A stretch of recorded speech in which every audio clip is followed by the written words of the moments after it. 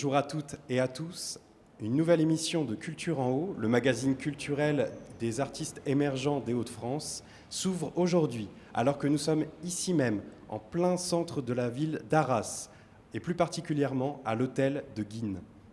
Quel cadre rêvé donc pour y recevoir Antoine, compositeur.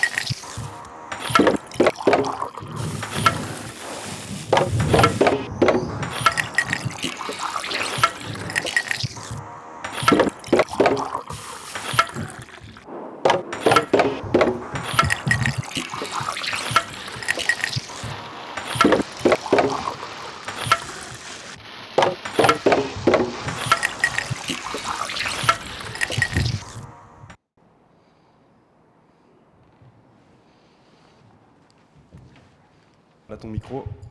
Merci bien. Parfait. Donc, en tout cas, merci de nous avoir rejoints sur le plateau. Merci pour l'invitation. Sous ce soleil d'été. Tout à fait. Un peu trop d'ailleurs, on est un peu en face du cagnard.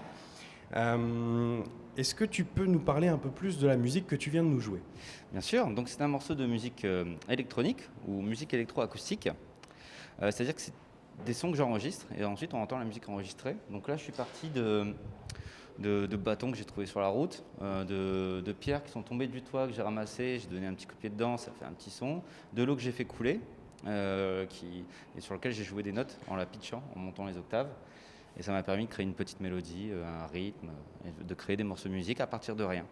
Oui, c'est ça, un morceau de musique très original qui du coup repose sur tout ce que tu arrives à dénicher, tout ce qui t'entoure. C'est ça, et sur l'inspiration du moment. Donc là, j'étais sur un truc calme, parfois ça peut être plus industriel ou un peu même techno. Donc là, c'était un peu plus ambiant et relaxant, on peut dire. Oui, ça rappelle un petit peu ça rappelle des inspirations un peu noise, un peu contemporaines. Tout à fait. Non, j'adore la musique noise. Moi, à la base, je viens du punk, du hardcore. J'ai joué dans beaucoup de groupes, mais à chaque fois c'est une logistique avec les amplis, la sono, tout ça. Là je me suis dit que j'allais essayer de créer un projet qui puisse vraiment fonctionner sur un vélo. Donc je vais faire mes concerts en vélo dans les champs, dans les écoles, et du coup tout mon matériel fonctionne avec des piles, et ensuite c'est avec ce que je trouve sur place. D'accord. Voilà. Oui, donc tu parlais de justement que tu as joué dans des groupes. Est-ce que tu peux nous en dire un peu plus sur ton parcours, peut-être? Ouais, tout à fait. Bah, j'ai fait mes études d'art, du coup, à l'école super d'art de Cambrai. Mhm. Donc je suis resté 5-6 ans là-bas. J'ai eu mon DNSEP. Ensuite, bah, déjà, quand j'étais à l'école, je travaillais avec des compagnies pour faire leurs vidéos, le graphisme. Et ensuite, j'ai travaillé donc, sur Arras, bah, à l'endroit où nous sommes. Avant, c'était le quai de la Batterie, c'était une galerie d'art. Et j'étais ici en tant qu'assistant d'atelier. Je commençais par passer le balai, ranger les typographies, faire les ateliers gravure et ensuite la sérigraphie. Donc, je nettoyais mes châssis de sérigraphie dans la cour, juste là. Et aujourd'hui, tu y es interviewé. Et ici, je suis interviewé, voilà, c'est très bien. Comme quoi qu'il y a toujours un Une cercle. boucle, Voilà, c'est ça, une boucle. c'est ça. Donc tu parlais de tes inspirations. Est-ce que je ne sais pas comment tu les qualifierais, est-ce que tu as des noms de groupes qui te viennent en tête, des artistes qui te plaisent Ah plus que oui, oui, d'autres? bien sûr. Bah, je pense que ce projet, il m'a été, je l'ai en tête depuis un moment. J'avais vu un gars qui est tout seul. Il s'appelle Ensemble économique. Donc un ensemble en musique, c'est un ensemble classique avec beaucoup d'instruments. Lui, c'était un ensemble économique. Il était donc tout seul avec son ordinateur, une guitare. Et encore, c'est moi qui lui ai prêté la guitare. Il faisait 2-3 notes dessus, il enregistre, après il jouait. Donc c'était de la musique ambiante. J'ai trouvé le concept super, j'ai adoré.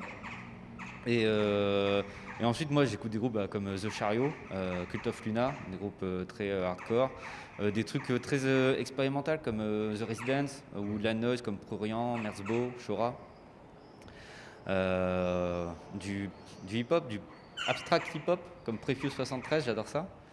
Voilà, après toute l'électro comme Aphex Twins, Fatboy Slim, voilà, c'est des groupes que j'adore. Et...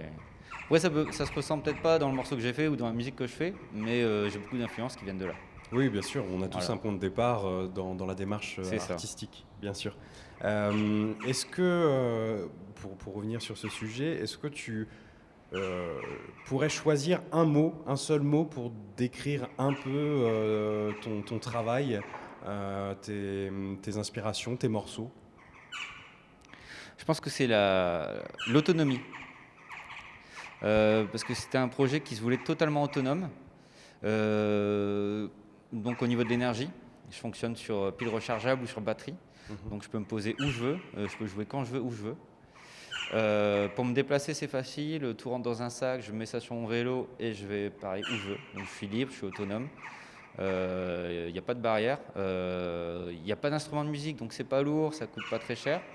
Donc c'est vraiment une autonomie, une suffisance à soi-même. On fait de la musique avec ce qu'on trouve sur place. Oui, bien sûr. Je rebondis sur ça parce que justement, ça me fait penser que tu ne fais pas seulement que de la musique. Tu nous as dit en off tout à l'heure que effectivement tu travaillais sur la sérigraphie, Ouais, sur des tout à arts fait. plastiques. Est-ce que tu peux nous dire un peu plus sur toute la palette qui compose son personnage? Oui, alors bah en fait c'est selon les projets que je mets en place. Donc là ce projet-là c'est le Labo Sonore, Mhm. projet de musique, je l'ai appelé concert et atelier de musique bizarre. Donc plus orienté jeune public. Euh, et ensuite j'ai d'autres projets, j'ai le Kino Bike Club. Donc ça c'est un studio audiovisuel ambulant. Mhm. Donc pareil, tout en vélo, où j'embarque des caméras, des micros et je vais tourner des clips pour des groupes, des films d'animation.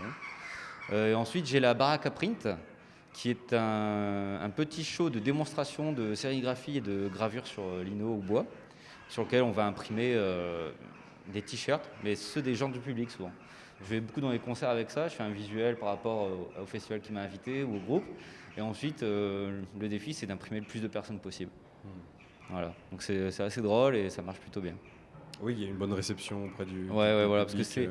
c'est en même temps un atelier et un spectacle. Oui, Donc c'est accrocheur, c'est un peu ouais, comme les hurleurs sur la place du marché, les choses comme ça, les charlatans, les les bonimenteurs. bonimenteurs.